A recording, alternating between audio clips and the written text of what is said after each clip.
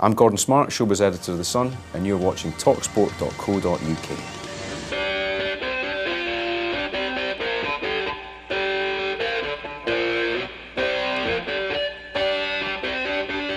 Noel Gallagher still does some real damage, talkSPORT man.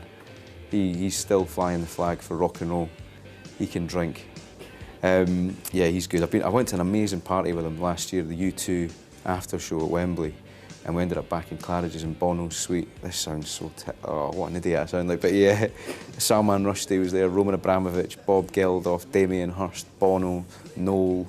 You just like, if you stood there and looked round, everybody in the room was famous except me and this ticket tout from Manchester. It was Pally with Noel, called Scully. That was brilliant. So you go to these things and you can't believe you're there a lot of the time. Let me tell you, damn guys. P.diddy, you know, he turned up. Can you bleep this if I tell you what he said? I had the flu and he got out of the car and I said, good to see you again, because I've done a few bits and pieces with him. He said, I'm going to be honest with you, I'm not in the fucking mood today. And you just thought, well, fuck off then. Help you sell your album. I just don't rate her at all as a person. I don't think she has anything to offer the world, really. I think she's a bad example to kids. Just don't have any respect for her whatsoever. I like Peter Andre, he's a nice guy. She didn't treat him particularly well. Alex Reid's a big idiot, harmless bloke. She hasn't treated him particularly well. And I just find the whole hypocrisy of complaining about paparazzi when she spends her entire life tipping them off to come and take pictures of her to keep her existence going infuriates me. She's a buffoon. Yeah, I think we should survive. I think it was a big victory for us the other day, beating St Mirren 2-0.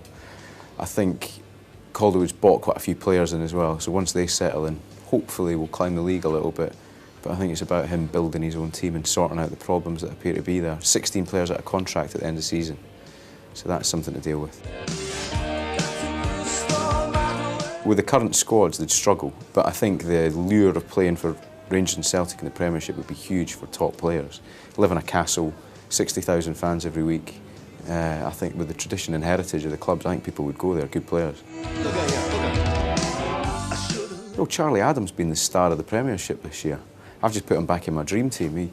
For a guy that didn't really cut the mustard at Rangers for whatever reason, for him to go down and play so well in that Blackpool team, I think Fergie said the other day that he's worth 10 million alone for his corners. Wouldn't surprise me if he went to Old Trafford. But yeah, there are some good players there. The midfield, if you think about it, Darren Fletcher and Charlie Adam in the middle, that's a fantastic little engine room. Scott Brown at Celtic added to that, and you've got a ferocious midfield three if you wanted to play that way. El Hadj Diouf has probably done Crime Stoppers a lot of business. There'll be phone calls going in about riots around the country for every game he plays. But that's brilliant, isn't it? A bit of pantomime in football. That Scott Brown celebration in the Old Firm game was brilliant the other day. You know what's weird is that I always found Didier Drogba annoying, because as a 6'3" brute of a striker, all the sort of procrastinating and lying on the ground and behaving like a prima donna used to really wind me up. And then I met him, and he happens to be one of the nicest blokes ever. A great guy, yeah, and I had to change my opinion of him because I think he's a superb man, a really good man. I tell you, Fabregas annoys me. You know, all this giving the ref grief in the tunnel, you know, shouting accusations. You know, when they played the cup game recently and he was saying, oh, they kicked us off the park, it wasn't a game of football. It's like, pull your socks up, you get paid 100 grand a week. If you can't accept being kicked a little bit, then you're in the wrong game. That's a great question again.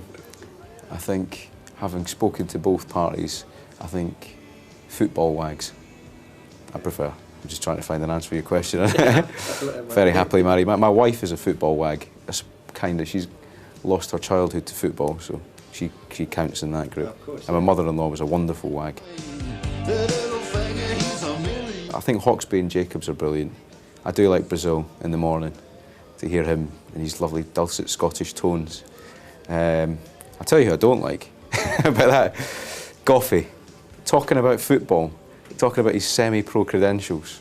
Talk about cricket, talk about rounders, don't talk about football like you know it.